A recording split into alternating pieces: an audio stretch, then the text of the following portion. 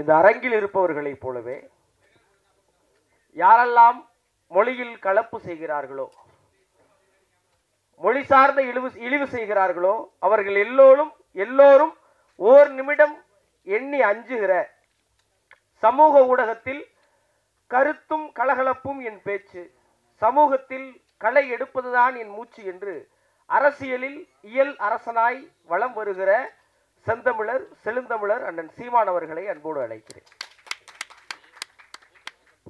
என் படைப்போடு எப்பொழுதும் துணை நிற்கிற என்னுடைய பேரன்பிற்குரிய தம்பி வசனம் எழுதுகிற பாலமுரளியை நான் எப்பொழுதும் நன்றிக்குரிய பெருமரியாதைக்குரிய நிலையில் பேரை சொல்ல மறந்துட்டேன். நன்றி நன்றி.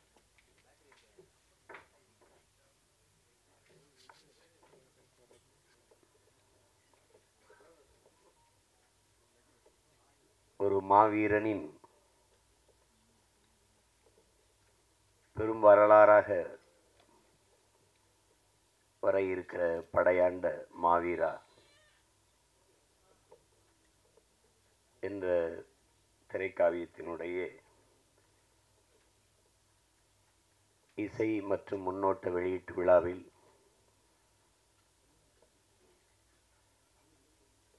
பங்கேற்றிருக்கிற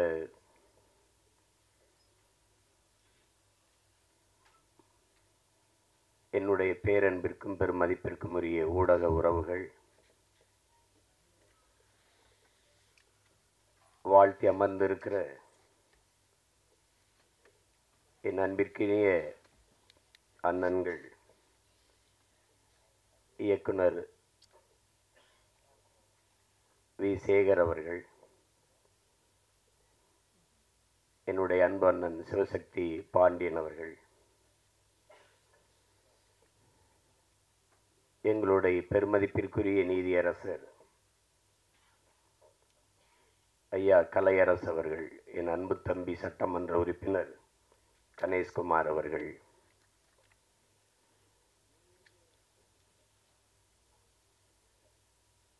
எல்லோருக்கும் என்னுடைய அன்பும் வணக்கமும். படையாண்ட மாவீரா என்ற படைப்பை படைப்பதற்கு காரணமாக இருந்த தயாரிப்பாளர்கள்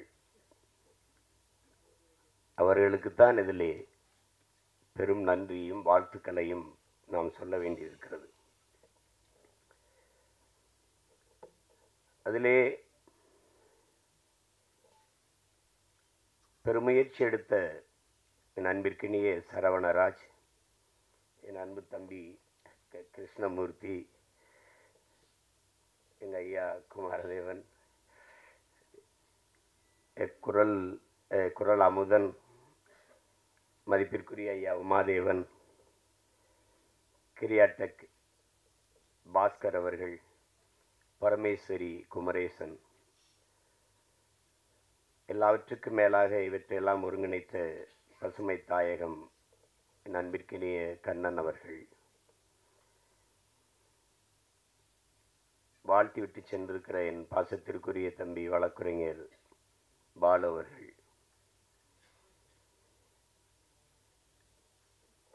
கேலி சித்திரத்தின் மூலம் சிந்திக்க வைக்கக்கூடிய பேராற்றல் கொண்ட என்னுடைய அன்பு இளவல்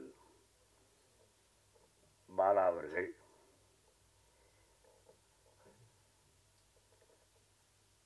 பாட்டு வெளியிட வேண்டும் என்று என்னுடைய தம்பி கௌதமன் எனக்கு அனுப்பியிருந்தார். அதை பாடல் காட்சியை பார்த்து இவ்வளவு சிறப்பாக நடன அமைப்புகள் வந்திருக்கிறதே, இது யாருன்னு அப்போ தெரியல, அதில் யார் அதை செஞ்சதுன்னு தெரியல. மேடைக்கு வந்தது என்னுடைய அன்பு தம்பிகள் இருவரை நாம் பார்த்த பிறகு, தினேஷ் ஸ்ரீதர் இருவரையும் பார்த்த பிறகு அதுக்கு காரணம் அவர்கள் இருவரும் தான் எனக்கு தெரிஞ்சது. அது தினேஷ் கூட நான் பணியாற்றியிருக்கிறேன். இளம் வயதிலேயே மிகச்சிறந்த திறமையை கொண்ட ஒரு நடன இயக்குனர். அதே போல் தம்பி ஸ்ரீதர் அவர்கள். சண்டை காட்சி மிகச்சிறப்பாக வந்திருக்கிறது. படையாண்ட மாவீரன்ல அப்புறம் சண்டை இல்லாமல் எப்படி? தம்பி சில்வா அவர்களை நான் விண்ணூர்தி நிலையத்தில் சந்தித்தேன். அவர் எனக்கு ஒரு வியப்பு தான். சண்டை கலைஞர்கள் எல்லாம் ஏதோ முரட்டத்தனமாக இருப்பாங்க. அப்படிதான் எல்லாரும் நினச்சிட்டு இருக்கோம். அன்னைக்கு விண்ணுறுதி நிலையத்தில் பார்த்த கையில் ஒரு புத்தகத்தோடு வந்துருந்தாப்புல. தம்பின்னா அது நந்தனார் சரித்திரத்தை வச்சுருந்தாப்புல. அது அவர்கிட்ட சொன்னேன். இதுக்கு முன்னாடி நாங்கள் எங்கள் அப்பா மணிவண்ணன்ட்ட வேலை செய்யும்போது சூப்பராக அவர்கள் அதில் நடன இந்த சண்டை இயக்குனராக இருப்பாங்க. நாங்கள் ரொம்ப அன்பாக இருப்போம். எப்போ பார்த்தாலும் தோல் மேலே கை வச்சுட்டு அந்த பயிற்சியை கொடுத்துட்டு வந்து சங்க இலக்கியங்கள் எல்லாம் சொல்லிட்டு இருப்பேன். சிலப்பதிகாரம், மணிமேகலை, சிவசிந்தாமணி எல்லாத்தையும் பேசுவாங்க. இது எப்படி மாஸ்டர் அப்படின்னா, பகலெல்லாம் அடிக்க வேண்டியது, இரவெல்லாம் படிக்க வேண்டியதுன்னாப்புல. அவரை பார்த்தா இன்னைக்கு பேசுனா அவர் அளவுக்கு இந்த இலக்கியங்களை பேசுறதுக்கான ஒரு பெரிய பெரிய தமிழ் அறிஞர்களையே வியக்கிற அளவுக்கு பேசுவார். அதுக்கப்புறம் என் தம்பி கையில் ஒரு சண்டை இயக்குனர் கையில் புத்தகத்தை பார்த்தது எனக்கு ரொம்ப வியப்பாக, செல்வாவை நான் ரொம்ப பாராட்டினேன். சரி, அதுன்னு அப்படி சிறந்த கலைஞர்களால் உருவாக்கப்பட்டிருக்குது. அதில் ஒளிப்பதிவு ரொம்ப நேர்த்தியாக இருந்துச்சு. இப்போ என் தம்பிகிட்ட கேட்டேன் யாருன்னா கோபி ஜெகதீஸ்வரன் சொன்னாப்புல. இசையமைப்பாளர் அவர் தான் இது விழாவின் நாயகன். அவர் தம்பி ஜி பிரகாஷ் இளம் வயதிலேயே 100 படங்களை தொட்ட ஒரு சாதனை. ஆமாம், 100 படங்களை தொட்டார். அப்போ அது அசூரன் படம் வந்து படத்தை பார்க்கும்போது அதன் பின்னணி இசை வந்து மிகச்சிறப்பாக செய்திருப்பார். அந்த காட்சிகள், அது அந்த சண்டை காட்சிகள் இதெல்லாம் நகரும்போது அந்த வயதில் இவ்வளவு ஆளுமையாக அவர் செய்கிறது ரொம்ப திறமை. அப்போ நானும் என் தம்பி மாதவனும் நடித்த ஒரு படம் இருக்குது. அது அந்த படத்தில் அப்போ தான் இவரை நேரில் சந்திக்கிறேன். இசை இவர் தான், அந்த ஜி பிரகாஷ் தம்பி தான்.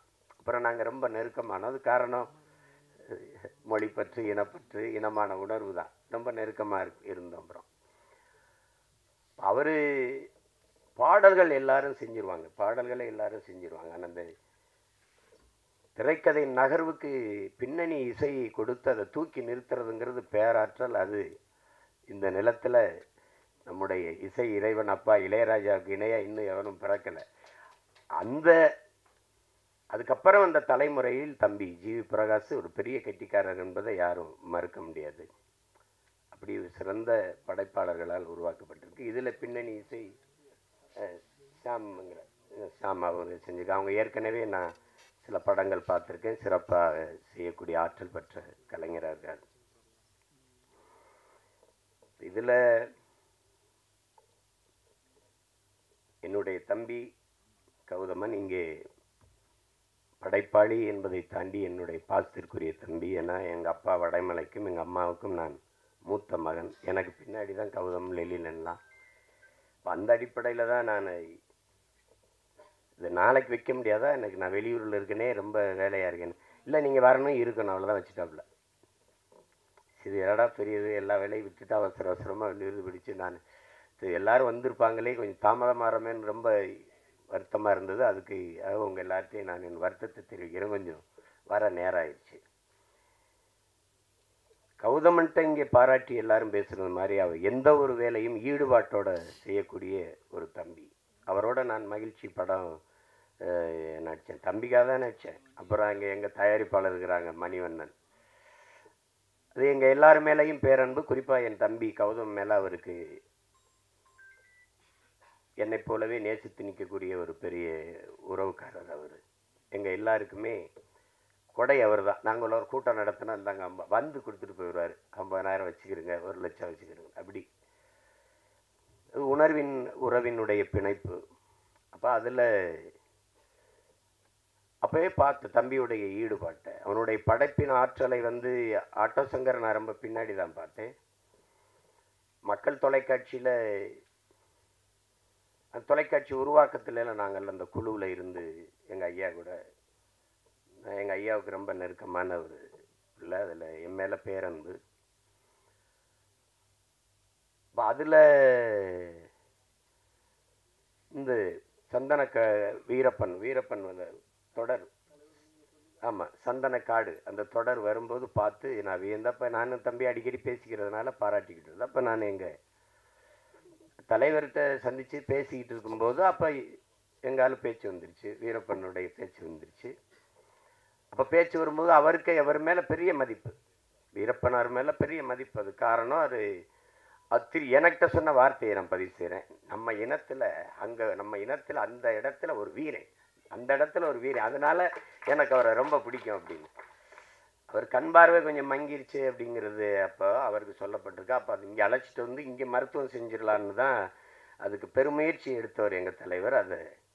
அதை கொடுத்து ஒப்படைக்க சில ஆளுகள்கிட்ட கொடுத்தது. அந்த செய்தி கசிஞ்சு அது உளவுத்துறை வந்து ஈழத்தமிழில் உள்ளே போய் பேசி அது பெரிய திரைக்கதை நடந்துச்சு. அந்த துயரம் நடந்துச்சு. எப்படி இறந்தாருன்னு கேட்டபோது நீங்களும் தெரிஞ்சுக்கணும்ல அந்த அதில் இது சுற்றுலா ஒன்றும் சொல்லலை செய்யலை. உறவுக்காரர்கிட்ட அவருக்கு வழக்கமாக கொடுக்குற இடத்துல மோரில் விஷத்தை கலந்து கொடுத்து கொண்டுட்டாங்க. அது ஆங்கில படம் போல் இருக்கும் பாருங்க. எல்லாரும் மோரை குடிச்சிடுறாங்க. குடிச்சிட்டு போய் அந்த ஓடையில் வாய் கழுவ போகும்போது ஏதோ இருக்குது இதில் மயக்கமாக வருது, இதை குடிச்சிடாதீங்கன்னு சொல்ல திரும்பும்போது நம்மளால குடிச்சிட்டு இருந்துறாப்புல. எப்படி இருக்கு பாருங்க. இறந்து 2 நாள் கழித்து ஒரு ஆடு மேய்க்கிற சிறுவனை அனுப்பி பார்த்துட்டு செத்துட்டாருன்னு உறுதி செஞ்சுட்டு போனதுக்கு பிறகு மீசையெல்லாம் வெட்டி வண்டியில் ஏற்றி ஆட்டு ரத்தத்தை தெளித்து சுட்டு நாடக குழுவுக்கு இது ஒன்றும் புதுசு இல்லையே அப்படி சொல்லப்பட்டதான். அப்போ அது சொன்னவொன்னே நான் நினச்சேன் கிட்ட நெருங்கி இருக்க முடியாது, இல்லைன்னா இப்படி தான் கொண்டிருக்க முடியும்னு சொல்லிட்டு சொன்னாங்க. அப்புறம் அப்பப்போ நேரம் கிடைக்கும்போது கொஞ்சம் நேரம் அந்த தொடரை பார்க்குறேன், மறுபடி முழுசாக பார்க்க முடியும்போது அப்போ தான் நான் தம்பி கௌதமனே என் தலைவருக்கு சொல்லி தம்பி தான் அதை எடுத்திருக்கிறார் அப்படின்னா, அப்போ முழுமையாக பார்க்குறதுக்காக நான் வந்து என்னுடைய அன்பு சகோதரன் என்னுடைய ரத்தம் வேல்முருகன் அவர்கிட்ட பேசி தம்பிக்கிட்ட பேசி அந்த மொத்த தொடரையும் வாங்கி பெட்டியில் வச்சு அப்புறம் அனுப்பி வச்சேன் தலைவருக்கு. அதில் கௌதமன் எவ்வளோ பெரிய படைப்பாற்றல் கொண்ட ஒரு படைப்பாளி என்பது அது தெரியும். அதுக்கப்புறம் இப்போ படையாண்ட மாவீரா எங்கள் கண்ணன் அவர்கள் சொன்னது மாதிரி என் மேலே தனிப்பட்ட அன்பு கொண்ட என் அண்ணன் காடுவெட்டி குரு அவர்கள். எங்கள் 2 பேரையும் நான் ஒரு திசை அவர் ஒரு திசை, நாங்கள் அவர் இந்த வட பக்கம் நாங்கள் தென் பக்கத்தில் இருந்த பிள்ளைகள். ஆனால் 2 பேரை இணைத்தது எங்கள் தமிழ், அந்த இன உணர்வு மான உணர்வு எல்லாவற்றுக்கும் மேலாக உலகத்தமிழ் பேரினத்தை இணைக்கிற பெரும் காந்தமாக இருக்கிற எங்கள் தலைவன் பிரபாகரன். 2 பேர் தான் எங்களை இணைச்சது. இப்போ நம்ம அவரை மாவீரர் என்று போற்றி கொண்டிருக்கிறோம். அவர் சொல்கிறார் உலக தமிழனுக்கு ஒரே ஒரு தலைவன் தான்டா, அது என் தலைவன் பிரபாகரன் தான் பேசுகிறது இருக்குது. நான் கூட என்னுடைய தனிப்பட பதிவில். அப்போ நாங்கள் எப்போ பார்த்தாலும் நாங்கள் பொங்கு தமிழில் சந்திப்போம். எங்கள் ஐயா அது அறக்கட்டில் இருக்குது அந்த தியாகராயனரில், அங்கே தான் நாங்கள் எல்லாம் சந்தித்து பழக்கம். எங்கள் ஐயா என் மேலே வச்சுருந்த அன்புக்கு ஒரே ஒரு சான்று சார், எங்கள் ஐயா மருத்துவர். பெரிய பெரிய அப்போ நான் கட்சி ஆரம்பிக்கல, திரைப்பட இயக்குனர் தானே, சட்டமன்ற உறுப்பினர்கள் தலைவர்கள்லாம் பார்க்க வந்திருப்பாங்க. நானும் ஒரு ஓரத்தில் உட்காந்துருப்பேன். ஐயா வர சொல்லிட்டாங்க பார்க்கணுன்ட்டு. நேராக வருவாங்க, வாங்க அப்படின்னு என் கையை பிடிச்சி உள்ள கூட்டிகிட்டு போயிடுவாங்க. இருக்கிற எல்லாருக்கும் ஒரு வியப்பாக இருக்குது, இவன் யார் அந்த பையனை பிடிச்சி கூட்டிகிட்டு போகிறாங்க. அப்புறம் போய் பேசிட்டு நான் வந்த பிறகு மற்ற ஒவ்வொருத்தராக சந்திப்பாங்க. அதில் எங்கள் ஐயா என் மேலே வச்சுருந்த அந்த பற்று இன்னைக்கு வரைக்கும் எனக்கு நெகிழ்ச்சியாக இருக்குது. அப்போ அந்தப்போ நான் எங்கள் அண்ணன் காடுவெட்டி குரு இருப்பாங்க. அப்போ நிறைய பேசுவோம். அப்போ அந்த நேரம் ஈழப்ப சிக்கல்களை பேசுவோம், தலைவரை பற்றி பேசுவோம், மொழி குறித்து பேசுவோம், போராட்டம் குறித்து பேசுவோம். அப்போ தான் நாங்கள் தமிழ் பாதுகாப்பு இயக்க வச்சு மொழி மீட்சிக்கு பாடுபட்டோம். இல்லைன்னா 85 வயசில் தமிழை தேடி ஒரு தலைவன் இந்த நாட்டில் நடந்து போகிறாரு தெருவில்லைன்னா அது எங்கள் ஐயா மருத்துவர் ராமதாஸை தவிர அவர் இருக்க முடியாது. அப்படிப்பட்ட அன்பு என் மேலே எங்கள் அண்ணன் காடுவெட்டி குரு அவர்களுக்கு. என் தம்பி சொன்ன அந்த மருத்துவமனை காட்சியில் நான் ஒரு மருத்துவமனையில் மருத்துவம் எடுத்துக்கொண்டு இருக்கும்போது அவரை பார்க்குறதுக்கு சென்று பார்க்க முடியல. அவர் சிறப்பு சிகிச்சை பிரிவில் இருந்தார். அது இன்னும் என் கண்ணுக்குள்ளே இருக்குது. அவ்வளோ பெரிய ஒரு தனி மனிதன் அப்படிங்கிறது எல்லாராலையும் ஒரு மனிதன் நேசிக்கப்படுறது ரொம்ப கடினம், ரொம்ப கடினம். குருனா ஒரு நிமிர்வு, குருனா ஒரு தினசுறது, ஒரு வீரம், ஒரு அச்சம் தெரிச்சு பறக்கும். அதாவது அது அப்படி ஒரு ஆள். அது இயல்பான மனிதன், பெரிய இலக்கியம் அப்படி பேசுறது அந்த மாதிரி பேசுறது இயல்பாக தான் பேசுவார். ஆனால் ஒவ்வொரு வார்த்தையிலையும் அந்த பாசம் இருக்கும், அன்பு இருக்கும். அப்படி ஒரு நெருக்கமான எங்கள் அண்ணன். அவர் வீட்டில் வரவேற்பு அறையில் மாட்டப்பட்ட ஒரே படம் எங்கள் தலைவன் பிரபாகரன் படம் தான். அதை என் தம்பி அந்த படத்திலே பதிவு பண்ணியிருக்கிறாப்புல. ஆனால் தனிக்கு அதை விட்டுட்டது. தலைவர் படம் வர்றதுன்னா நாங்கள் சோரொட்டியில் ஓட்டாலே கிழிச்சு போட்டு போகுது. ஆனால் அதை விட்டுட்டது. அது என்னன்னு தெரியல. நான் கூட சொல்லுவேன், படத்தை பார்த்து எப்படி பயப்படல, அவர் படையை பார்த்து எப்படி அப்படின்னு. 3ஆம் உலகப் போர் இனிமே வருதுன்னாங்க. அதெல்லாம் இல்லை, நாங்கள் 3ஆம் உலகப் போரை செய்த இனத்தின் மக்கள். ஏன்னா ஒரு தலைவனை ஒரு இனத்தை அழிக்க உலகம் முழுமைக்கும் படையை திரட்டி வந்தது எங்களை 22 நாடுகள் சேர்ந்து பிரபாகரன் என்கிற ஒரு தலைவனின் படையை எதிர்த்து போரிட்டு இருக்கு. அப்படின்னா இது உலக போரா இல்லையாங்கிறத நீங்க தான் முடிவெடுத்துக்கணும்.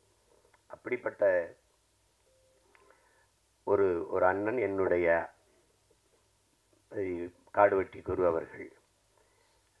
குருன்னா மானம், வீரம் எல்லாம் சேர்ந்துதான் அந்த ஒரு மகன் அவர்.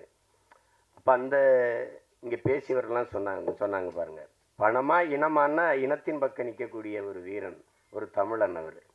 அப்போ அப்படித்தான் நீங்கள் மண்ணை காக்கிற போராட்டத்தில் எதற்காகவும் மண்ணை விட்டு கொடுக்காததான் மாவீரனாக இருக்க முடியும். அதே தான் எங்கள் தலைவருக்கும்.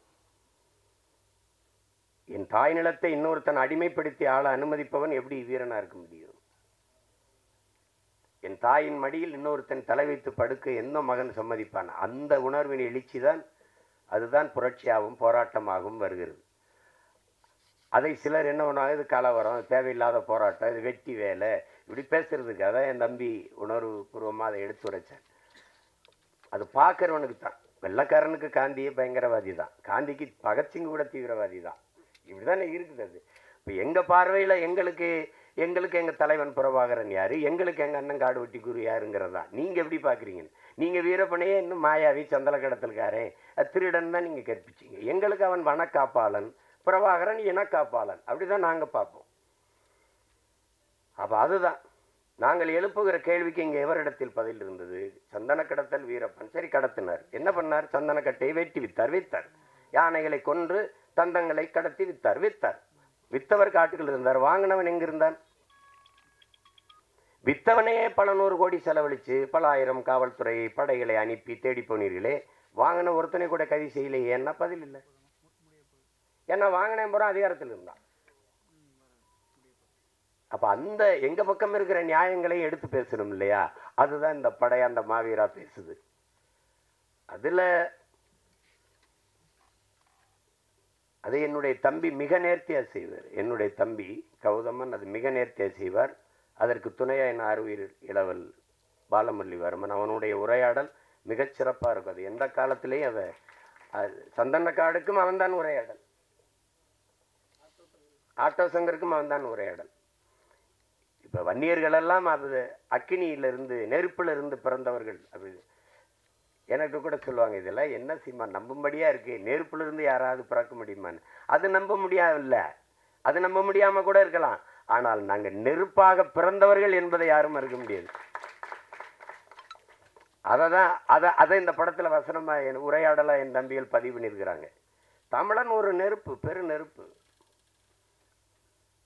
அநீதியோ அச்சமோ அடக்குமுறையோ அண்ட விடாத அளவிற்கு ஒரு பெருநெருப்பாக வாழ்ந்த மறவர் கூட்டம் தான் தமிழர்கள். இங்கே பேசிய என்னுடைய தம்பி பேரரசு, எங்கள் அண்ணன் சேகர் அவர்கள்லாம் பேசினார். மொழி குறித்து, மற்றவர்கள் நம்மளை இழிவாக பேசுறது குறித்து, மொழி உணர்வற்று போகிறது. இப்போ பேச்சு வழக்கில் பழகிருச்சு எல்லாருக்கும். இப்போ சரி ஆங்கில சொற்களை கலந்து பேசி நம்ம ஒத்துக்கிறணும், நம்ம இனம் அழிந்துட்டது. நம்ம இப்போ தமிழ்நாடுன்னு பேர் வச்சிருக்கோம். இது தமிழுக்கும் தமிழருக்கும் சுடுகாடாக மாறி இருக்கிறது. தமிழ் இறந்துச்சு. தமிழை கொன்றவர்கள் தமிழர்கள் தான். தாய்மொழியை அழிய விட்ட ஒரு இனம் வரலாற்றில் வாழாது. வாழ்ந்ததா செய்தியே இல்லை. அப்போ நம்ம அழிஞ்சிட்டோம். சமஸ்கிருதம் கலந்து பேசி 1800 கன்னடம் பிறக்குது, 600 தெலுங்கு பிறக்குது, 1600 15ஆம் நூற்றாண்டில் மலையாளம்ங்கிற மொழி கிடையாது.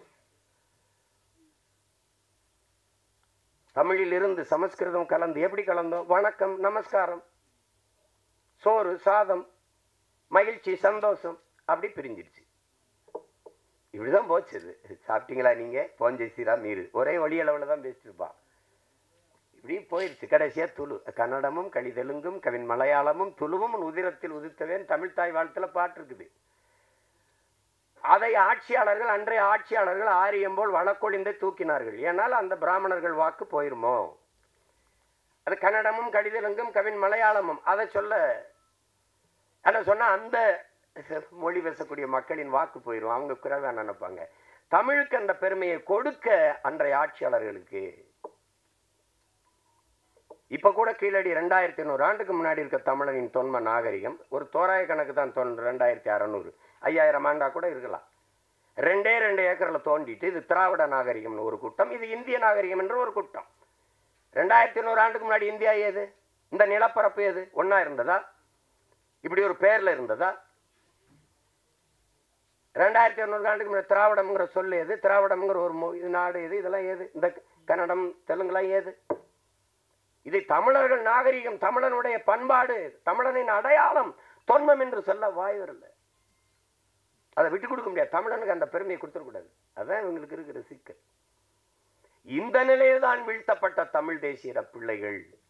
எங்கள் தலைவர் சொல்லுகிறார், உலகத்தில் 13 கோடி தமிழ் மக்கள் உலகெங்கும் பரவி வாழ்ந்தாலும் தமிழில மண்ணில் தான் தமிழ் தேசிய மக்களின் ஆன்மா விழிப்புற்றதுங்கிறது. நான் அடிமையாக இருக்கிறேன், விடுதலைக்கு போராட வேண்டும் என்கிற வீர உணர்வு, விடுதலை உணர்வு எழுச்சியுற்றது.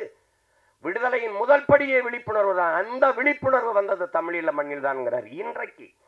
இன்றைக்கு அந்த விடுதலை போராட்டம் வீழ்த்தப்பட்ட அந்த நொடியில் இருந்து உலகெங்கும் வாழ்கிற தமிழ் தேசிய மக்களின் மொத்த மக்களினுடைய ஆன்மா விழிப்புற்றது. குறிப்பா தமிழகத்தில் இன்று பேரெழுச்சியாக வருகிறது. அதுதான் எளிய பிள்ளைகள். எங்களுக்கு 36 லட்சம் 40 லட்சம் வாக்குகளை தந்து தமிழ் மக்கள் அங்கீகரிக்கப்பட்ட ஒரு கட்சியாக மாற்றிருக்கானா, இன்னும் மான உணர்வும் இன உணர்வு உள்ள தமிழர்கள் சாகல எல்லாம் இருக்கான்.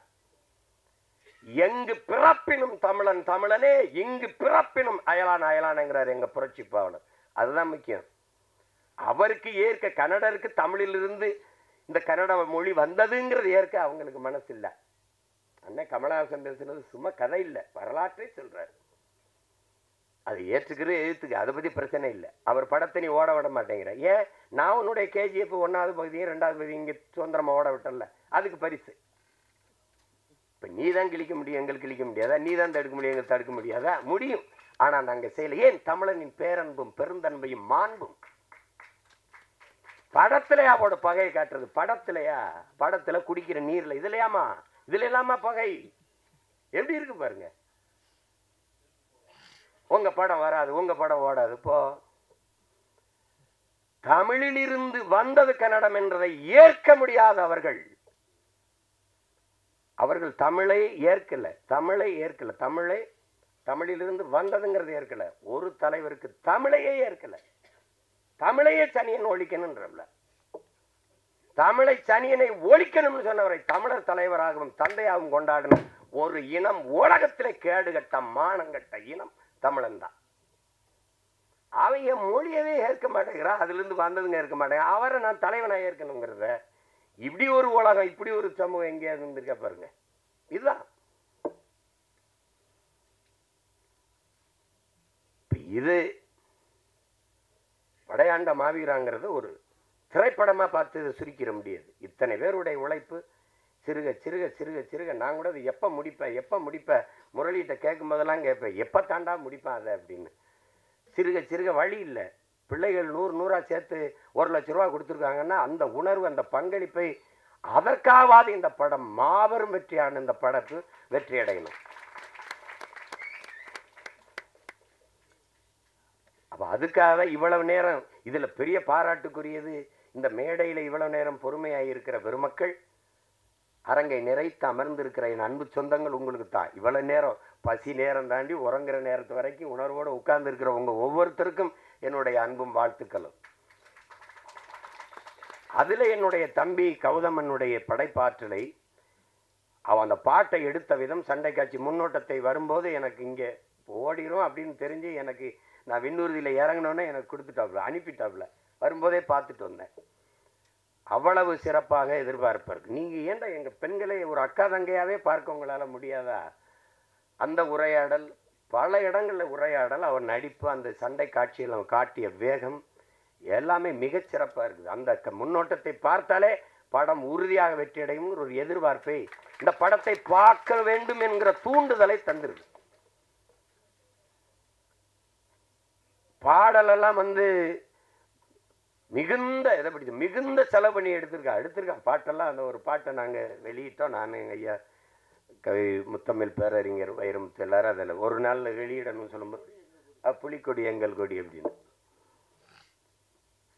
என்னை கனடாவில் கைது பண்ணி வச்சுக்கிட்டு, இது இந்த கொடி எல்டிடி, சிம்பிள் ஆஃப் எல்டிடின்னே சொல்லியிருந்தா. என் பரம்பரை கொடிடா இது, என் பாட்டை கரிகாலன்லேருந்து அரசேந்திரன்லேருந்து அருண்மொழி எல்லாரும் தூக்கி பிடிச்ச கொடி. இப்படி 1 மணி நேரம் சண்டை, 2 பேருக்கு கைது சண்டை நடக்குது அதில். அப்போ அது புலிக்கொடி எங்கள் பரம்பரை கொடி. ஏன் எங்களுக்கு எங்கள் தலைவர் சொல்கிறார், அவரே சொல்கிறார், ஏன் புலிக்கொடியை நான் எடுத்தேன்? பாண்டியனுடைய மீன் எடுத்திருக்கலாம், சேரனுடைய வில்லம்பு எடுத்திருக்கலாம்.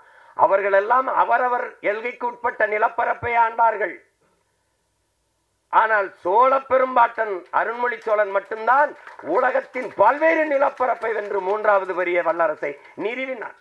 தமிழனுடைய கொடி பன்னியோ நாயோ பூனையோ கிடையாது. மீன் அப்படி பாய்ச்சல் இருக்கும், வில் அம்பு அப்படி பாய்ச்சல் இருக்கும், புலி பாய்ச்சல் இருக்கும். அப்படி அதை ஏன் புலியை வச்சான்? புலி ஏன் கொடியா இருக்கணும்? பசியோட கிடக்கும் புலி விரட்டி போய் வேட்டையை அடிக்கும். இறையை அடிக்கும்போது வலது கை பக்கம் விழாமல் இடது கை பக்கம் விழுந்துச்சுன்னா வீரத்துக்கு இழுக்குன்னு சாப்பிடாம போயிடும். அந்த மானமுள்ள விலங்கு புலி. அதனால மான தமிழ் மறவன் கொடியில புலியை ஏந்தினான். அப்படிப்பட்ட அத புலிக்கொடி எங்கள் கொடின்னு வரி, ஒரு வரி 2 வரி இல்லை. நீ நதியில் குளித்த போதும், நீ குளித்தது போதும், இனி குருதியில் குளித்து வாடான்னு சொல்லி அந்த மாவீரா வாங்கிற அந்த பாடல் வரியில அவரை தவிர வேற யாரும் எழுத முடியும்னு சொல்லுங்க. ஆமா, பொடி நடை போட்டது போதும் புலிநடை போட்டு வாங்கிறது. எரிமலை பொடிபட, எதிரிகள் அடிபட, கோழைகள் வழிவிட, ஏழைகள் வழிபட வா மாவீராங்கிறதெல்லாம் அவரை தவிர யாரும் எழுத முடியும்? வைரமுத்துங்கிறது நம்மளோட வாழ்ந்து கொண்டு இருக்கிற ஒரு மகன், ஒரு மனிதர். அப்படிதான் நம்ம பார்க்குறோம். அதை ஒரு திரைப்படத்துக்கு பாட்டு எழுதுகிற ஒரு பாடலாசிரியர் போல பார்க்குறோம். உலகத்தில் ஒரு கவிஞனால், ஒரு பாவலனால், ஒரு புலவனால் புவி வெப்பமாகுவதை பாடுவதற்கு இந்த பூமியில் ஒரு புலவனும் கிடையாது. எங்கள் வைரமுத்தை விட்டா ஒருத்தன் கிடையாது. மரம்னா என்ன என்று பாடுவதற்கு இந்த மண்ணில் இன்னும் எவனும் பிறக்கல. எங்கள் வைரமுத்தை விட்டா எல்லாரும் ஒண்ணு பார்ப்பீங்க, அவனு பார்ப்பான். மரம் பூமியின் ஆச்சரிய குறி, இப்படி யாரும் பார்த்திருக்க மாட்டாங்க. இப்படி யாரும் பார்த்திருக்க மாட்டாங்க. மரம் இல்லை என்றால் மழைக்கு யார் மனு அனுப்புவது? மழைக்காக யார் மனு போடுவது? மரம் இல்லை என்றால் காற்றை யார் சலவை செய்வது? யாரு கேட்பா? மரம் இல்லை என்றால் என்ன இருக்கிறது? மரம் மனிதனின் மூச்சு காற்று. இதுல என்ன பாருங்க, மரம் எல்லா உயிரினங்களும் மூச்சு காற்றை நற்காற்று சுவாசித்து கெட்ட காற்றை வெளியிடும். ஆனால் மரங்கள் கெட்ட காற்றை சுவாசித்து நற்காற்றை வெளியிடும். அதனாலதான் நம்மெல்லாம் உயிர் வாழ முடிகிறது. அப்ப மரம் மண்ணின் வரம், வளர்ப்பதே மனித அறம் என்று பாடிய ஒரு கவி நம்மோடு இருக்கிறார் என்றால் அது நம்முடைய முத்தமிழ் பேரறிஞர் ஐயா வைரமுத்தவர்கள் தான். பாரதி மகா கவிஞன். ஏன் கவிஞனுக்கு மகா கவிஞனுக்கு என்ன? காலம் உருவாக்கியவன் கவிஞன், காலத்தை உருவாக்கியவன் மகா கவிஞன். அது பாரதி, நம் பாட்டன் பாரதி. எங்காலும் மகா கவிதை தந்தவர்.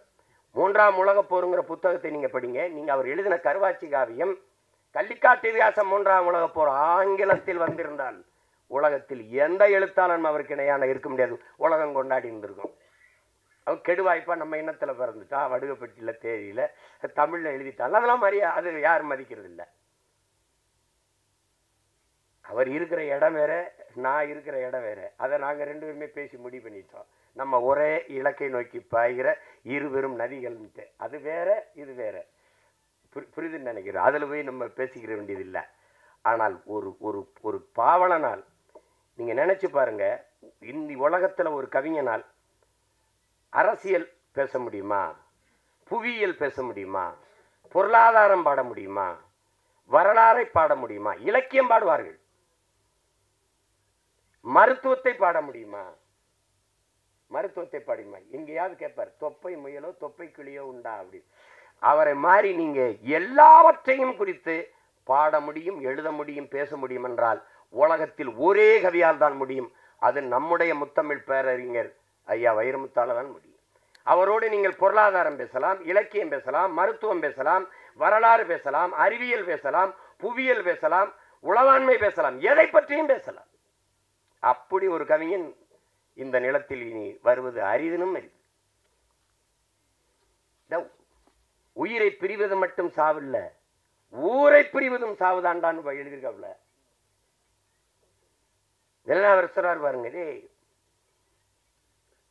பெத்த தாய் தந்தரை கட்டிய மனைவி பிள்ளைகளை பிரிவதல்ல சோகம், ஆடு மாடுகளை பிரிவதல்ல, காடு மேடுகளை வீடு நிலங்களை பிரிவதல்ல, சொத்து சுகங்களை பிரிவதல்ல, தான் பிறந்த மண்ணை பிரிவதுதான் உலகத்திலே பெரிய சோகம்னு இல்லைன்னா பதிவு செஞ்சிருக்க முடியாது. அதுதான் இது. உயிர் பிரிவது மட்டுமல்ல சாவு, ஊரை பிரிவதும் சாவுதான். இல்லைன்னா விடைகூடி எங்கள் நாடே கடல் வாசல் தெளிக்கும் வீடே, அந்த பாடலை கேட்டு கண்ணீர் வடிக்காது, நெஞ்சுருகி கண்ணீர் வடிக்காத தமிழ் மகன் உலகத்தில் இருக்க முடியாது. அவர் எழுதிய வரிகள் இந்த என் தம்பி பேசுற உரையாடல் அதிலேயே இருக்குது. எங்களுக்கு 3 காட்டுல இருந்தா திருப்பி அடிச்ச, ஒன்று சந்தன காடு, முந்திரி காடு, இன்னொன்று வன்னிக்காடுன்னு.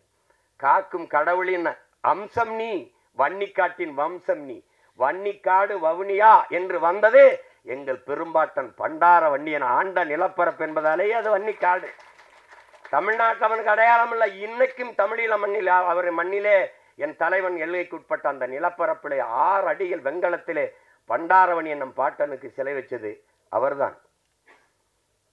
ஆண்டாண்டு காலமதாய் ஆண்டு வந்த பூமி, அப்பன் ஆட்சி பாட்டன் பூட்டி சுத்தி வந்த வீதி. இந்த பாட்டுல ஒரு வரி வரும், என் இனமே என் சனமே இன்னும் என்ன மயக்கமா, எதிரிகளை எல்லையை விட்டு விரட்டிடமே தயக்கமா, பண்டார வன்னியனின் வாரிசில்லையா, எதிரியை துண்டாட நெஞ்சினிலே வீரமில்லையா, ஆண்டாண்டு காலமதாய். இந்த பாட்டு குட்டி கண்ணன் ஒரு சிறுவன் பாடி தமிழீழ மண்ணில் எல்லா இடத்துலையும் இந்த பாடல் ஒலிக்க. எனக்கு எங்கள் அண்ணன் நடேசன் அண்ணன் வண்டியில் அந்த பாட்டு ஒலிச்சோன்னே இதை நான் எடுத்துக்கிறேன்னு தாராளமாக எடுத்துகிட்டு போங்கன்னு எடுத்துகிட்டு வந்து அந்த பாட்டை எடுத்துக்கிட்டு வந்தேன் நான் அங்கிருந்து. அப்போ அந்த மண்ணில் இருக்கிற அந்த தமிழ் பிள்ளைகளுக்கு, தம்பி தங்கைகளுக்கு வீரமூட்டவே நீ பண்டார வன்னியனின் வாரிசு இல்லையா, பகையை துண்டாட நெஞ்சினிலே வீரம் இல்லையாங்கிற வரியே அந்த பாடலில் பதிவு செஞ்சுருப்பாங்க. அதனால தான் அது வன்னிக்காடு. அதான் இதில் எழுதியிருக்காரு பாருங்க. நாங்கள் 2 பேரும் அம்மா இறந்துட்டாங்க, அந்த துயரத்தை பகிர்ந்து கொள்ள ஐயா வீட்டில் போய் இருக்கும்போது இந்த படையாண்ட மாவீரா பாடலை நான் தம்பி அனுப்பியிருந்தான், படித்து பார்த்தேன். யாரை மனதில் வைத்துக்கொண்டு இந்த வரிகளையெல்லாம் எழுதியிருப்பீங்கன்னு எனக்கு புரியுது அப்படின்னோன்னு அவர் சிரிக்கிறார். அது இப்போ புரியுதுன்னு நினைக்கிறேன் உங்களுக்கு. அவர் முழுக்க முழுக்க நானும் சரி, இங்கே இருக்கிற என் தம்பியும் சரி, என் தம்பி கணேஷ்குமாரும் இங்கே இருக்கிற எல்லாரும் சரி, என் தம்பி எங்கள் அண்ணன் காடுவெட்டி குருவும் சரி, நாங்கள் உயிருக்கு உயிராக உள்வாங்கி கொண்டவர் எங்கள் உயிர் தலைவன் மேதகு பிரபாகரன் அவர்கள் தான் என்பதில் யாருக்கும் மாற்று கருத்து இருக்க முடியாது. அப்படிப்பட்ட ஒரு மகா கவிஞர், இந்த ஒரு பெருங்கவி இந்த படத்தில் வந்து பாடல்களை தந்திருக்கிறார். எல்லாமே வெற்று வரிகளை இசை சந்தத்திற்கு எழுதி நிரப்புற வரிகள் அல்ல, உணர்வு சூடற்று இருக்கிற தமிழ் இன பிள்ளைகளை உசிப்பி விடுகிற வரிகள்லாம் எல்லாம். அது திரையில் அந்த பாடல் பதிவுகளோட காட்சி வடிவத்தோடு வரும்போது என் தம்பி சொல்கிற மாதிரி ஒரு நெகிழ்ச்சி, ஒரு உணர்வு பெருக்கம் இருக்கத்தான் செய்யும். அது அப்படிப்பட்ட ஒரு படைப்பாக படையாண்ட மாவீரா வருது. இதில் என்ன அப்படின்னா, எங்கள் ஐயா நீதியரசர் கலையரசு அவர்கள் சொன்னாங்க, நாங்கள் குறைவாக தானே பேசுவோம், எல்லா நீதிபதிகளுக்கும் பேச வராது, நாங்கள் பேசுகிறது தானே கேட்போன்ட்டு. இதில் ஒரு பெரிய இது பேசுறது பிரச்சனை இல்லைங்க ஐயா, அது கடைசியாக பேசுகிறது தான் ரொம்ப கடினம். அது எல்லாரும் நேரம் காலம் இதெல்லாம் இருக்குது, அதெல்லாம் அதையும் மீறி நமக்கு இவ்வளோ நேரம் காத்திருந்தாங்கன்னா இந்த என் அண்ணன் மாவீரன் குருவர்கள் மீது என் மக்கள் வைத்திருக்கிற அன்பையும் பாசத்தையும் காட்டுது. அந்த படை வீரன்கிற படைப்பு அதை செய்திருக்கிற என் தம்பி கௌதமன் மேலே வச்சிருக்க அன்பையும் பாசத்தையும் காட்டுது. நான் வந்தது என் அண்ணன் காடுவெட்டி குருவுக்காகவும் என் தம்பி கௌதமனுக்காகவும் தான். இப்போ நான் வந்ததில் பெருமை அடைகிறேன். இந்த படைப்பை படைக்க இவ்வளவு பேர் என் உரம் பிறந்தார்கள். அந்த உமாதேவனிலிருந்து தம்பி கிருஷ்ணமூர்த்தி, ஐயா சரவணராஜன் எல்லாரும் சேர்ந்து இவ்வளோ பேர் நின்றுருக்கும்போது அதில் நம்ம இன்னும் எவ்வளோ நேரம் வேணாலும் நின்று அதுக்காக இருக்கலாம். அதில் நமக்கு பெருமையும் மகிழ்ச்சியும் தான். என் தம்பிக்கு இந்த படைப்பை படைக்க தோல் நின்றவங்க எல்லோருக்கும் என்னுடைய பேரன்பும் பெரும் நன்றியும், குறிப்பாக தம்பி குரலமுதன் எல்லோருக்கும். அதில் அவன் கஷ்டப்பட்டு எடுத்தாலும் சிறந்த கலைஞர்களை கூட வச்சுக்கிட்டான். தம்பி சில்வா, என் தம்பி தினேஷ், ஸ்ரீதர் போன்ற தம்பிகளையெல்லாம் கூட வச்சுக்கிட்டு நல்ல படத்தொகுப்பு இருக்குது. சிறந்த படத்தொகுப்பு. ஒளிப்பதிவாளர் மிக அருமையாக பதிவு பண்ணியிருக்கார் அந்த முந்திர காடுகளை, அந்த இடத்தையெல்லாம். படம் மாபெரும் வெற்றி அடையணும். அது என்னென்னா, எப்போவாவது உங்களுக்கு தெரியும், தமிழர்களினுடைய அடையாளங்கள்லாம் மறைக்கப்படுது. தமிழருடைய எங்களுக்கென்று யாரும் இல்லாதது போல காட்டப்படுது. எங்களுக்கென்று பெண்ணிய உரிமையா அதை பேச தமிழனுக்கு எவனும் இல்லை. பெண்கள்லாம் இல்லைன்னா எப்படி? பெண்ணை காப்பிய நாயகியாக வைத்து பாடிய ஒரு இனத்தில் பெண்ணை போற்றாமல் என்ன செஞ்சுருப்போம்? 100க்கும் மேற்பட்ட பெண்பார் புலவர்கள் இருந்திருக்கிறார்கள். அவர்கள்லாம் கல்வியறிவு பெற்று பாடாமல் எப்படி வந்தாங்க? எப்படி வந்தாங்க? தமிழ் குடும்பங்களில் 90 விழுக்காடு எல்லாருக்கும் குலதெய்வங்கள் பெண்களாக இருக்கிறாங்க. எனக்கு வீரமாகாளி என்னுடைய குலதெய்வம். எல்லாருக்குமே இங்கே பெரும்பாலும் 1-2 பேருக்கு தான் பேச்சு முத்தா ஐயனார் கற்பனை இருக்கும். எல்லாருக்குமே பெண்கள் தான். பெண்களை குல தெய்வங்களாக வச்சு போற்றுகிற குடும்பத்தை நாங்கள் பெண்களை அடிமைப்படுத்தணும், நாங்கள் தான் அது பண்ணோம் அப்படின்னு. எங்களுக்கு பல்லு வளர்க்க தெரியாது, வேப்பங்குச்சி ஒடிச்சு விளக்கி விட்டவங்க இதான் மாதிரி எல்லாத்தையுமே ஒரே ஆளுக்கு கொடுத்தது. எங்களை போல ஒரு மாண்பு கொண்டு வாழ்ந்த இனம் உலக வரலாற்றில் உண்டா? எங்களை போல உலகத்தையே கட்டி ஆண்ட என் பாட்டன் அருண்மொழி சோழன் எந்த இனத்தையாவது அடிமைப்படுத்தி ஆண்டான் என்று வரலாற்றில் ஒரு துளி செய்தியை உங்களால் காட்ட முடியுமா? உங்களால் காட்ட முடியுமா? தமிழர்கள் யாரையாவது அடிமைப்படுத்தி ஆண்டார்கள், கொடுமைப்படுத்தி கொன்றார்கள் என்று எந்த இடத்திலையும் செய்தீர்கள்? எந்த இடத்தில் இருக்காது. எல்லாரும் மானுட நேயம் பேசினான். உலகத்தில் ஒரே ஒரு இனம்தான் உயிர்மை நேயம் பேசியது. பிறப்பு ஒக்கும் எல்லா மனிதருக்கும் என்று பாடவில்லை, பிறப்பு ஒக்கும் எல்லா உயிருக்கும் என்று பாடியது. பகுத்துண்டு பல் உறவுகள் என்று பாடவில்லை, பகுத்துண்டு பல் உயிர்கள் என்று பாடியது. எல்லாரும் என்ன பேசியிருந்தான்? யாதும் ஊரே யாவரும் கேளீர், எல்லோரும் நம் உறவினர்கள் என்று பாடியவன் தமிழன் தான். உலகம் தழுவி நேசித்து நின்ற ஒரே இனம் தமிழன் தான். ஆனால் எங்களைத்தான் இன வெறியர்கள், மொழி வெறியர்கள், தேச துரோகிகள் எல்லாம் சொல்வார்கள். காவிரி நதிநீர் அவருக்கு, முல்லை பேரியாற்று நதிநீர் அவருக்கு, அவரவர் நிலத்தின் வளம் நீர்வளம் அவருக்கே என்றால் என் நிலத்தின் வளம் எனக்கே என்று நான் நின்றால் நாடு என்னாகும்? இறையாண்மை என்னாகும்? ஒருமைப்பாடு என்னாகும்? என்னுடைய நிலத்திலிருந்து வரும் நெய்வேலி பழுப்பு நிலக்கரி மின்சாரம் எனக்கே என்று நான் நின்றால் என்னாகும்? என்னுடைய நிலத்தில் எடுக்கப்படுகிற மீத்தேன், ஈத்தேன், ஹைட்ரோ கார்பன் எனக்கே என்றால், அணுவுல என் நிலத்தில் மின்சாரம் எல்லாருக்கும், வெடித்து செத்தால் சாவு தமிழனுக்கு. அப்படி அவரவர் வளம் அவரவருக்கே என்றால் தமிழனுடைய வளம் தமிழனுக்கு நின்றால் தேசிய ஒருமைப்பாடும் இறையாண்மையும் எங்கே போகும்? சொந்த நிலம், என்னுடைய பாட்டன் ஜம்புலிங்க முதலியாரோட சொந்த நிலம் 500 ஏக்கர் நெய்வேலியிலே. இந்த நாட்டுக்காக 500 ஏக்கரை விட்டு கொடுத்த ஒருத்தன் என் தாத்தன் ஜம்புலிங்க முதலியார். அப்படி யாராவது உண்டா? 50,000 தாத்தா வழக்கறிஞர், அப்பா வழக்கறிஞர், அவர் வழக்கறிஞர். 50,000 அன்றைக்கு நீதிமன்றத்தில் நேர் நின்றால் சம்பளம் 50,000.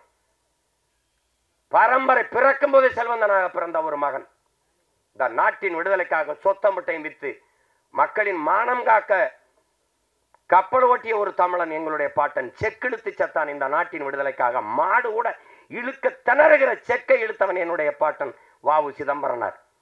எப்படி இருக்கு? தொலைக்காட்சியில பேசும்போது வ.உ.சி, மாப்போசி, காமராஜர். ஆனால் ராமசாமி ஐயாவை சொல்லும் போது பெரியார் என்று சொல்ல வேண்டும், தந்தை பெரியார் என்று சொல்ல வேண்டும் என்கிறீர்கள்.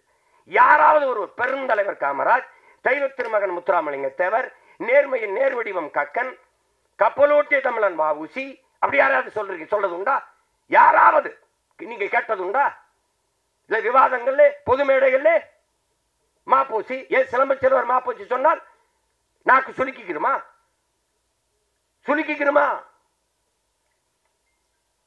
4ஆம் தமிழ்ச்சங்கம் தமிழ் வைத்தவன், கப்பல் ஓட்ட என் பாட்டனுக்கு 1 லட்சம் ரூபாய் அன்றைக்கு கொடையாக கொடுத்த கொடை வள்ளல் என் பாட்டன் பாண்டித்துரை தேவனுக்கு வள்ளல் பாண்டித்துரை தேவனுக்கு சிலை எங்கே? ஒரு வளைவுல சுற்று மரப்பாச்சி பொம்மை நெஞ்சு வச்சிருக்கான். பார்க்கும் போது நான் நெஞ்சு வெடிக்கும். ஒரு தமிழ் மகனுக்கும் அடையாளம் இல்லை, அழிக்கப்பட்டிருக்கான். அப்படி மறைக்கப்படக்கூடாது ஒரு மாவீரனின் வரலாறு, அழிக்கப்பட்டு விடக்கூடாது. இந்த வருங்கால தலைமுறைக்கு அவனுடைய வாழ்க்கை ஒரு பாடமாக படிப்படையாக இருக்க வேண்டும் என்பதற்காக படைக்கப்பட்ட ஒன்றுதான் படையாண்ட மாவீரா. அதை கவனத்தில் வைத்துக் கொள்ளணும். நீங்க பார்க்கிறது குருவை சாதி வெறியன் என்று, நாங்கள் பார்க்கிறது அவன் சமூக சமத்துவத்திற்கு போராடியவன் என்று.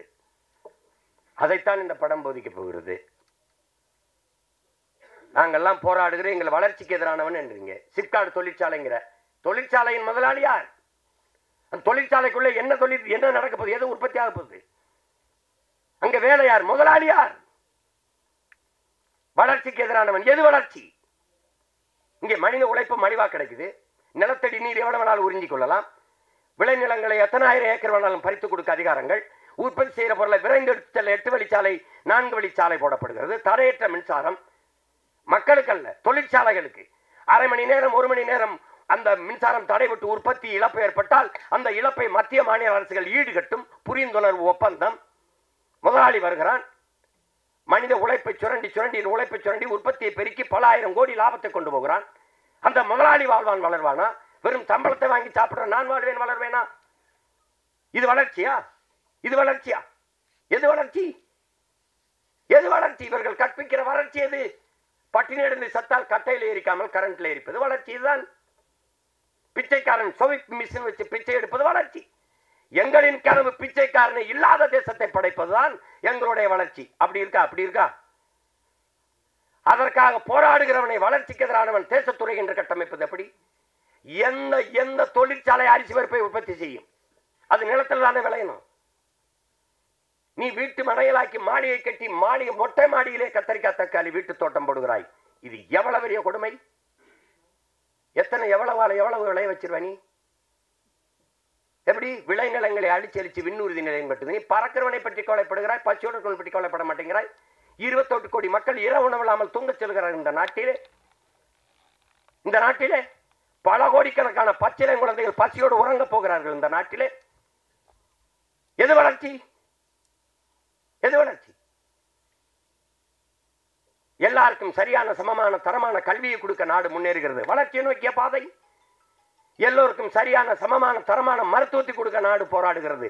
சரியான வளர்ச்சி அதுவா? அப்படி ஏதாவது இருக்கா? அப்படி ஏதாவது திட்டம் இருக்கா? அப்படிதான் நீ நெய்வேலி பழுப்பு நிலக்கரியில் 66 ஏக்கரை இதுவரை எடுத்திருக்கிறாய். இன்னும் 20 ஏக்கரை எடுத்து வச்சிருக்கிறாய். என் தாயின் ஈரக்குலை ஏன் இருக்கிறாய்? மீத்தேன் ஆடு மாட்டு கழிவில் எடுக்க முடியும், மக்கிய இலைதலை கழிவில் எடுக்க முடியும், மனித கழிவிலை எடுக்க முடியும் என்ற இயற்கையின் வாய்ப்பு இருக்கும்போது எதுக்கு என் பூமி தாயின் ஈரக்குலையை இதயத்தை அறுக்கிறாய் என்று கேள்வி கேட்பவன் இந்த நாட்டின் வளர்ச்சிக்கு எதிரானவனா? போரின் பேரழிவுக்கு பிறகு கூட மக்களை குடியேற்றி விட முடியும், மீள் குடியேற்றம். ஆனால் நெய்வேலியில் பழுப்பு நிலக்கரி நீ தோண்டி எடுத்த 66 ஏக்கரில் மறுபடியும் மக்களை குடியேற்ற முடியுமா? சொல்லு, நீ குடியேற்ற முடியுமா? வீட்டுக்கு ஒருவருக்கு வேலை என்று சொன்னீர்கள். 299 பேர் வேலை வாய்ப்பு கொடுத்தீர்கள். ஒருவன் கூட தமிழன் இல்லை. போராடியவன் நானும் எங்கள் சின்னையா அன்புமணி மட்டும்தான். அந்த இடத்துல 2 பேர் தான் கேட்டேன். எவன் கேட்டான் அந்த நாட்டில்? நிலம் என்னது, வளம் என்னது? நான் நிலத்தை கொடுத்துட்டு வீட்டை காலி பண்ணி வேற இடத்துக்கு போனேன். வேறையாவது எனக்கு இருக்கா? இல்ல. இதை எதிர்த்து போராடினால் நிலம் இழந்தால் பலம் இழப்போம். நாங்கள் சொந்த நாட்டிலே அகதியாக விரட்டப்படுகிறோம். இங்க வீடு இடிக்கிறாய் ஆக்கிரமிப்பு என்று. 60 ஆண்டுகளாக குடியிருந்தவனை வீட்டை இடிக்கிறாயே ஆக்கிரமிப்பு என்று. அவன் ஆக்கிரமிக்கும் போது என்ன பண்ணி கொண்டிருந்தாங்கிற கேள்விக்கு எவரிடத்திலே பதில் இருக்கிறது? ஆக்கிரமித்து கட்டப்பட்ட வீட்டுக்கு மின் இணைப்பு ஏன் கொடுத்தாய்? எரிவாயு இணைப்பு கொடுத்தாய்? குடும்பத்தை ஏன் கொடுத்தாய்? வாக்காளர் உரிமை கொடுத்தாய்? வரி எதுக்கு வாங்கினாய்? பதிலையே. அது நீர்நிலை ஆக்கிரமிப்பு. அப்ப 8 ஏக்கரை ஆக்கிரமிச்சு 4 கல்லறை கட்டி படுக்க வச்சிருக்கல கடற்கரை, அது கடல் நீர்நிலை ஆக்கிரமிப்பு இல்லையா? இதை இடி என்று சொன்ன நீதிமன்றம் அதை கட்டி என்று சொல்கிறது. என்ன நீதி? என்ன நீதி? அறிவார்ந்த தமிழ் சமூக மக்களை எவராவது இயற்கையின் அருங்கொடை பள்ளிக்கரணை ஏரியை குப்பையை போட்டு மூடுவான், அது ஆக்கிரமிப்பு இல்லையா? இதை எதிர்த்து போராடினால் நீங்கள் என்ன வேணாலும் நினைங்கள். இந்த நிலத்தின் வளத்தை, மக்களின் நலத்தை எவன் கெடுத்தாலும் நாங்கள் போராடுவோம். அந்த மரபில் எங்கள் முன்னத்தி ஏறுவான் என் அண்ணன் காடுவெட்டி குரு. அவன் தான் படையாண்ட மாவீரன். அப்படி போராடியவன் தான் அவன். எனக்கிட்ட பேரம் பேசலையா? இந்த கூட்டணி வந்தால் குடும்பத்துக்கு இப்படி சொல்லல, ஃபேமிலிக்கு 1000 crores settlement, party fund 1000 crores, 26ல தம்பி சீஃப் மினிஸ்டர் வேட்பாளர். பேசுங்க பேசுங்க. நான் கூட கேட்டேன், காதலே தேனை ஊத்துறீங்க, கொஞ்சம் வாயில ஒரு சொட்டை ஊற்றி விடுங்கன்னு கூட சொன்னேன். நான் ஒன்றும் ரொம்ப பெருசா கேட்கல. ஐயா நான் என்ன செய்யணும்னு கேட்டேன். ஒரே ஒரு சந்திப்பு. அவங்க அப்படி சொல்லலை, ஒரு மீட்டிங். உங்களோட உட்காந்து பக்கத்தில் ஒரு படம் எடுத்துட்டா அதுக்கப்புறம் நான் அழைச்சி பேசினா எடுப்பீங்களான்னு கேட்டேன். பதிலே இல்லை. நாங்க திரைப்படத்துறையில் வந்து பஞ்சமலை நாங்கன்னு அந்த கட்சி ஆரம்பிச்சு அப்படியே நாட்டு முதலமைச்சர் ஆகி 5-6 பொண்டாட்டி ஈட்டி பெத்த பிள்ளைக்கெல்லாம் பதவி கொடுக்க அதுக்கு நாங்கள் வரல. வீழ்த்தப்பட்டோம், எழணும், விழுந்த இடத்துல இருந்து எழணும். அது வழி இல்லை. அடிமையாக இருக்கிறான் என்பதை உணர்த்தி விடு, பிறகு அவனே கிளர்ச்சி செய்வாங்கிறாரு புரட்சியாளர் அண்ணல் அம்பேத்கர். நாங்கள் அடிமையா இருக்கிறது உணர்ந்துட்டோம், எந்திரிச்சிட்டோம். உணர்த்தின தலைவன் எங்கள் உயிர் தலைவன் மேதகுவே பிரபாகரன் அவர்கள். அதற்கு எங்களுக்கு முன்னாடி உணர்ந்து கிளர்ந்து எழுந்தவன் என் அண்ணன் காடுவெட்டி குரு அவர்கள். இன்றைக்கும் எங்க ஐயா, இன்னைக்கும் எங்க ஐயா கலங்கி சொல்வது, குரு என்னோடு இல்லையேன்னு. குரு என்பவன் எங்கள் ஐயா மருத்துவர் ராமதாஸின் இதய துடிப்பு என்பதை என்னரும் தம்பி தங்கையில் புரிந்து கொள்ளணும். மனச்சான்று. அவர் பக்கத்திலே என் அண்ணன் காடுவெட்டி குரு. எல்லோரும் வெள்ளை சட்டை போடுவார்கள், அவர் மட்டும் இந்த மஞ்ச சட்டை போட்டுதான் அமர்வார். இந்த சட்டை என் ஐயாவுக்கு பக்கத்தில் என் அண்ணன் குரு இருந்தால் 50,000 வீரர்கள் அவர் அருகில் இருப்பதற்கு சமமாக இருப்பார். அதுதான் குரு. காடுவெட்டி குருன்னு காடப்புறா வெட்டி அடிச்சவன் எங்க பாட்டேன் அரசேந்திரன். நாங்கல்ல. இவன் நினைச்சுக்கிறது காடை வெட்டுவார் போல இருக்கு, அதனால காடு வெட்டின. அவர் ஊரு பேரு காடுவெட்டி. பார்க்க எங்களெல்லாம் பார்க்கும்போது கருப்பா ஒரு மாதிரி இருக்கும்போது கரெக்டான, என்னையெல்லாம் பார்த்தா சீமான் சிரிப்பானான்னு கேட்குற கூட்டம் இருக்குது. உண்மையிலேயே நாங்க உண்மையிலேயே என் சொந்தக்காரன் எங்க அண்ணன் பொண்ணுகிட்ட உங்க சித்தப்பா சிரிப்பாரா அப்படின்னு. சித்தப்பா பெரிய சிரிப்பா போச்சு சித்தப்பா, என்ன நீங்க சிரிப்பீங்களான்னு கேட்குறாங்க சித்தப்பா. அது மாதிரி பார்க்க அப்படி ஒரு கரடுமுரடா பெரிய ஆள் மாதிரி தெரியும். ரொம்ப மென்மையான இதயம் கொண்ட ஒரு மகன் என்னுடைய அண்ணன் காடுவெட்டி குரு அவர்கள். அவரு இல்லை, இன்னொரு 10-15 வருஷம் எங்களோட இருந்திருந்தால் இன்னைக்கு எனக்கெல்லாம் ஆசை தான். எங்க தாத்தாவுக்காக வயசாயிடுச்சு கலியபெருமாளுக்கு. என் அண்ணன் தமிழரசன் இன்னொரு 15 ஆண்டுகள் இந்த நிலத்திருந்தா சாதிய கட்சிகள், சாதிய அரசியலே இருந்திருக்கிறது. அவருடைய கொள்கை இந்த சாதியை அழிக்கிறது இல்லை, சாதின்னு பேசுறவனே அழிச்சிடுறது தான். அதானே கடைசியா எங்க தாத்தா கலியபெருமாள் சந்திக்கும் போது எனக்கு என்னமோ நீ போற பாதான் சரியா இருக்குன்னு சொன்னவர் அவர் தான். இவர் செய்யறத அவரு ஏன் இப்படி செய்யறாயின்னு கேட்கல, நீ செய்யாதேன்னு சொல்லல, செய்யணும்னு சொல்லல. எங்களுக்கு கற்பித்தார் கலியபெருமாள். என்ன சொன்னாரு? மக்களை அணிதிரட்டி அரசியல் படுத்தாமல் புரட்சியை உன்னால் முன்னெடுக்க முடியாதான்ட்டு. ஆயுதமேந்திய கிளர்ச்சியின் மூலம் தான் மக்களை விடுதலை செய்ய முடியும், மக்களின் உரிமை மீட்க முடியும்னு நம்பிக்களத்துக்கு வந்த ஒரு மகன் தன் வாழ்க்கையின் கடைசி அனுபவமாக என்ன சொல்றாரு? மக்களை அணிதிரட்டி அரசியல் படுத்தாமல் புரட்சியை முன்னெடுக்க முடியாதுன்ட்டாப்ல. அதைத்தான் பேரப்பிள்ளை நாங்கள் செஞ்சுக்கிட்டு இருக்கோம். இப்போ என் தம்பி தமிழை பேரரசு வைக்கிறாரு, நான் நாம் தமிழர்னு வைக்கிறேன். இன்னும் பல கட்சிகள் கூட வரலாம். ஆனால் அவன் சொன்ன மாதிரி ஒரு தாய் வயிற்றில் நாங்கள் பிறந்தோம். சின்ன பிள்ளையில இருக்கும்போது ஒரே வீட்டில் இருந்துட்டோம், படுத்து தூங்கிட்டோம். அப்புறம் தனித்தனி குடும்பங்கள் வரும்போது வாழ்வதற்கு தனித்தனியாக வீடு கட்டி போயிட்டோம். ஆனால் என் அண்ணன் மகனுக்கு கல்யாணம், எங்கள் அப்பாவுக்கு உடம்பு முடியல, நாங்கள் ஒன்றா கொடுவோம். அப்படித்தான். அதில் என்னுடைய தம்பியின் படைப்பு மிகுந்த பாராட்டுக்குரியதாக. அவன் சாதாரணமாக எதையும் தொடமாட்டான், தொட்டால் அதில் தீவிரமாக ஈடுபட்டு சிறந்த படைப்பாக கொண்டு வர அளவுக்கு ஒரு சிற்பி போல செதுக்குவான். அதான் என் தம்பியினுடைய சிறப்பு.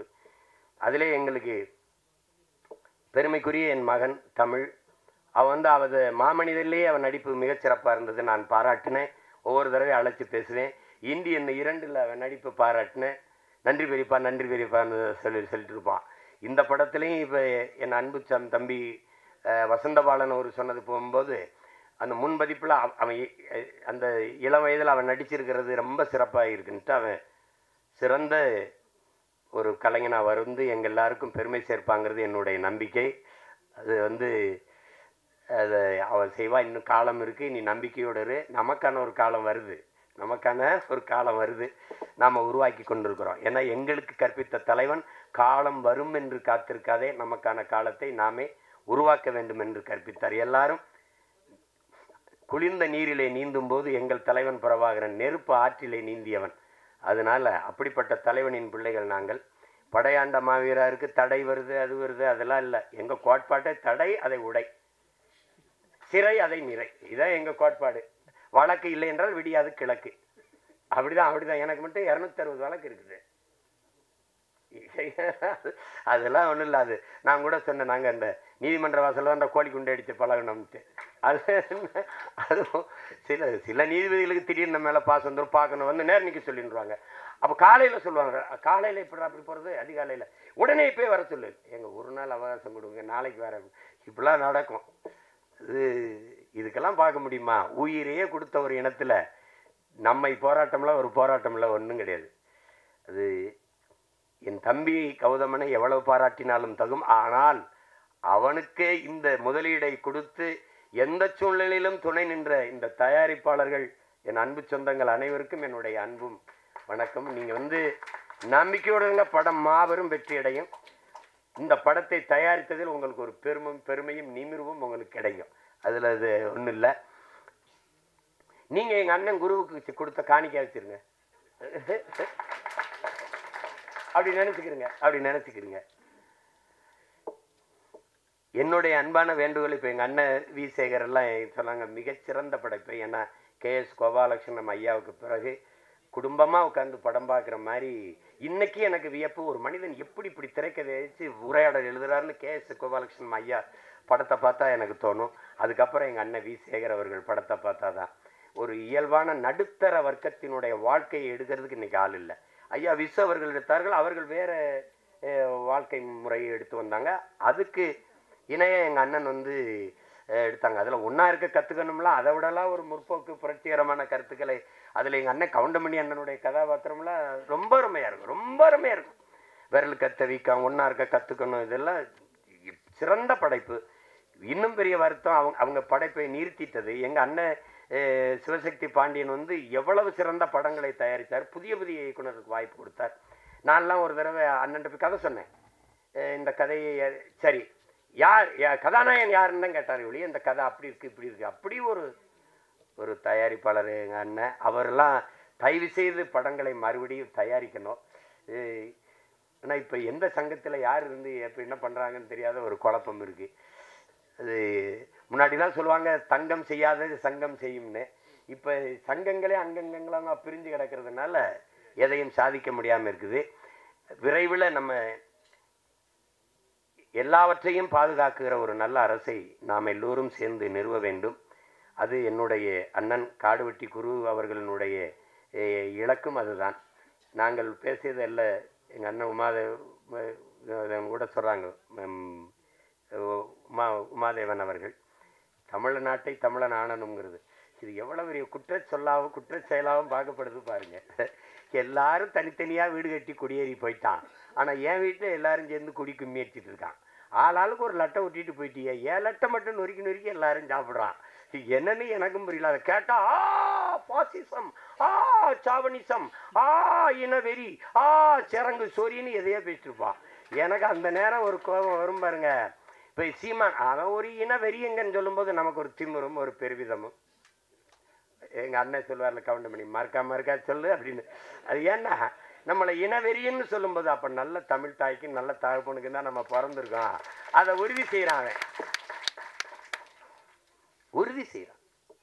என் மொழியில் நான் பேசணுங்கிறதும் என் மொழியில் நான் படிக்கிறதுங்கிறதும், நாங்கள் என் இன அடையாளத்தை நாங்கள் தமிழர்கள் என்று சொல்வது என் பிறப்பு உரிமை.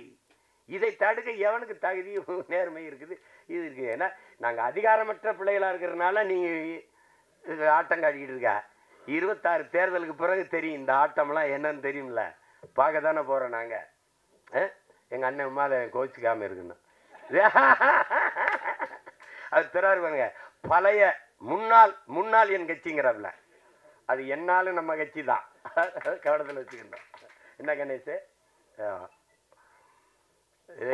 கணேஷில் ரொம்ப இளம் வயதிலேயே சட்டமன்ற உறுப்பினராக வந்த என் தம்பி, நல்ல கல்வியாளன், ரொம்ப திறம்பட இயங்கக்கூடிய இது. எங்கள் ஐயாவினுடைய கனவை அந்த இளம் வயதிலே சுமந்து சென்று இந்த சின்னையாவினுடைய செல்லப்பிள்ளையாக இருந்து அவருடைய கனவையும் தூக்கி சுமக்கிற ஒரு இளைய அரசியல் தலைமை. அவருக்கு என்னுடைய அன்பும் வாழ்த்துக்களும். என்னுடைய ஆறுயிர் இளவல் என் உயிர் தம்பி கௌதமன், அவருக்கு துணை நின்ற என் தம்பி பாலமுரளி, என்னுடைய தம்பிகள், நடன சண்டை இயக்குனர்கள், ஒளிப்பதிவாளர் எல்லோருக்கும் என்னுடைய அன்பும் வாழ்த்துக்களும். உலகெங்கும் பரவி வாழக்கூடிய என் உயிர் சொந்தங்கள் எல்லோரும் என் அன்பு தம்பி கௌதமனுடைய இந்த சிறந்த படைப்பாக வரக்கூடிய படையாண்ட மாவீரா என்ற இந்த படத்திற்கு பெரும் ஆதரவையும் வரவேற்பையும் கொடுத்து நீங்கள் வெற்றி பெறச் செய்ய வேண்டும். அது தமிழனாக பிறந்த ஒவ்வொருத்தருடைய பிறவி கடமை. அதை உணர்ந்து நீங்கள் செய்வீர்கள் என்று நான் உங்களை பேரன்பு கொண்டு வேண்டுகிறேன். உங்கள் எல்லோருக்கும் என்னுடைய நிறைந்த அன்பும் நன்றியும் வணக்கமும். நன்றி.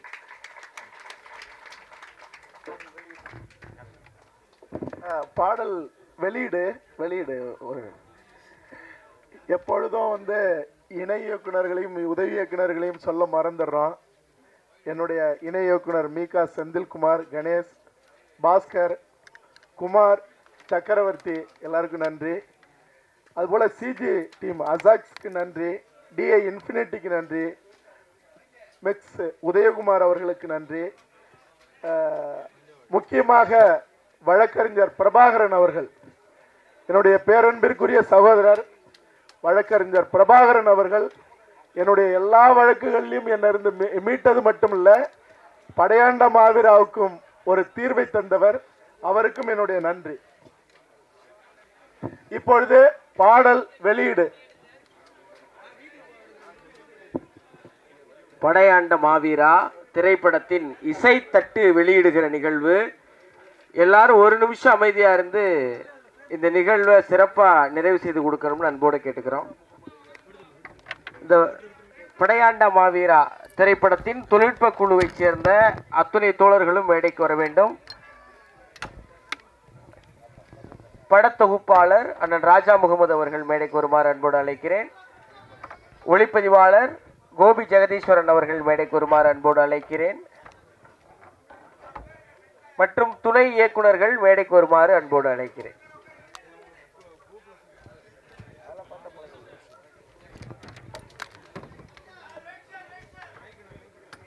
இதோ படையாண்ட மாவீரா திரைப்படத்தின் இசைத்தட்டு சிறப்பு விருந்தினர்களால் வெளியிடப்படுகிறது. படக்குழுவதை பெற்றுக்கொள்கிறார்கள்.